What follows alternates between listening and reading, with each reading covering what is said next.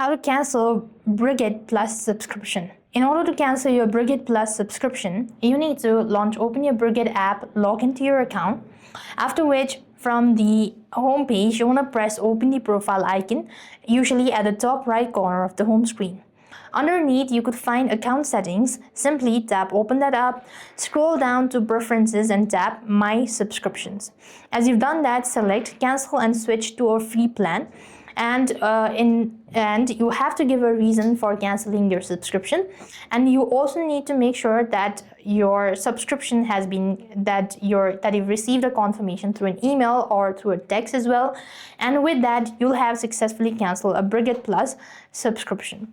And if you're not able to do it, then it might be due to some sort of security concern, which you have to immediately contact support team, let them know about it, and they're gonna help you out as well. So thanks for watching. See you in the next video.